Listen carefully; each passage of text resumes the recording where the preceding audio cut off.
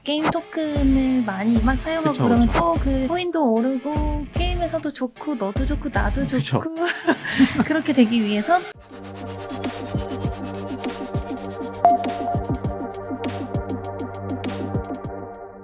네, 안녕하세요. 지드앤 코리아 남혁우 기자입니다. 안녕하세요. SNS 시스템 김도희입니다. 네, 최근 이제 블록체인이 굉장히 활발해지면서 이제 게임 쪽에서도 활용하려는 사업들이 굉장히 늘고 있는데요.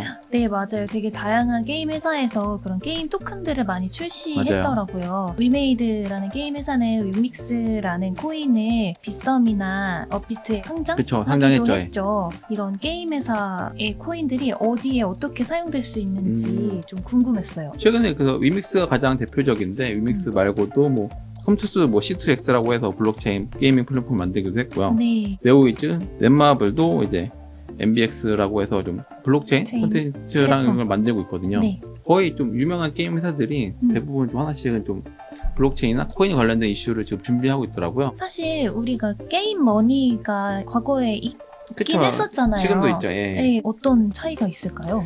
황금성 이슈가 제일 큰데요. 그러니까 돈으로 바꿀 수 있느냐 없느냐.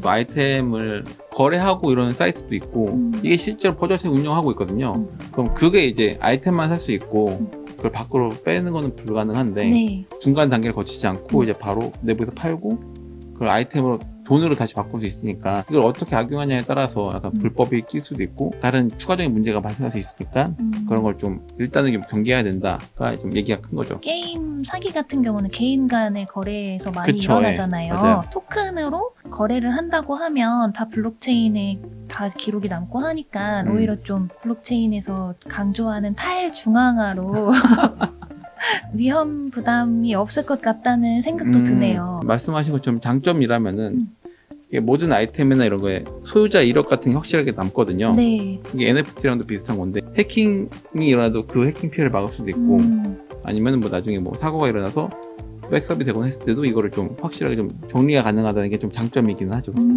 그런데 이제 문제는 이제 이거에 대해서 좀 게임성을 높이는데 좀 집중을 해야 되고 게임이 재밌는 걸 좀 강조를 해야 되는데 네. 그것보다도 너무 이제 결제나 돈을 버는 데만 너무 BM이나 이런 데만 집중하는 게 아니냐라 좀 평가도 좀 나쁜 평가도 좀 나오고 있어서 국내는 특히 이걸 되게 안 좋아하는 사람들이 되게 많고요. 해외도 게임에다가 NFT나 이런 서비스를 넣으려고 했다가 워낙 반대가 심해서 이제 취소된 경우도 있고요.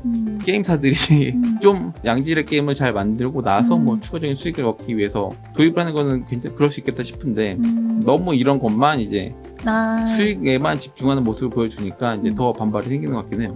아, 근데 정말로 이 생태계가 선순환이 되기 위해서는 게임이 재밌어서 유저가 많아지고 그쵸. 그 유저들이 또 이렇게 막 게임 토큰을 많이 이렇게 유동성 이렇게 막 사용하고 그쵸, 그러면 그쵸. 또 그 코인도 오르고 게임에서도 좋고 너도 좋고 나도 그쵸. 좋고 그렇게 되기 위해선 우리 게임 회사들이 열심히 해서 양질의 게임을 많이 만들어야겠다. 국내 게임사들이 이렇게 게임 토큰들을 많이 발행하고 있는데 네네. 혹시 해외에도 이런 사례들이 있나요?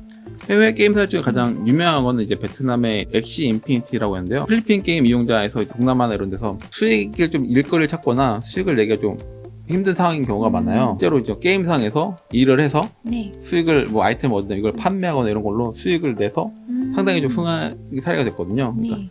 이런 식으로 특히 이러세요. 코로나19로 이제 밖에 외출을 못 하거나 네. 업무할 수 있는 게 주었을 때 오히려 이걸 통해서 한 달 월급 정도의 수익을 막 내고 했다 보니까 이게 좀 가능할 수 있겠구나라고 네. 좀 희망을 보여주고 앞으로 좀 그런 걸 좀 따라하는 업체들이 좀 많이 생긴 거죠. 근데 이제 실제로 토큰을 발행을 해서 이 정도의 성과를 낸 게 있냐고 하면은 아직은 게임 쪽에서는 많지는 않거든요. 게다가 이게 문제가 되는 게 채굴을 하거나 모았을 때 네. 이거를 사주는 사람이 있어야 되잖아요.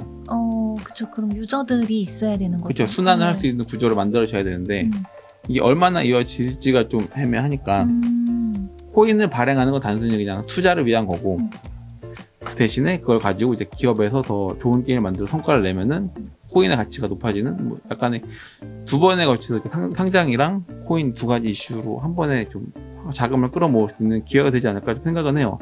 개인적으로는 좀 업체들에서 좀 이걸 위해서 좀 진정성 있게 게임을 만들 수 있는 모습을 만들겠다라는 모습을 좀 보여줘야 전체적으로 업계가 좀 살아나고 하지 않을까 싶어요. 왜냐면 최근에는 이렇게 주목받는 국내 게임이 없었거든요. 새로운 분위기를 좀 탔으면 좋겠습니다. 예, 오늘은 게임 업계의 블록체인과 코인 투자에 대해 이야기를 나눠봤습니다. 다른 의견이 있으시면 댓글로 남겨주시면 감사하겠습니다. 네, 감사합니다. 감사합니다. 네, 고생하셨습니다. 네, 감사합니다.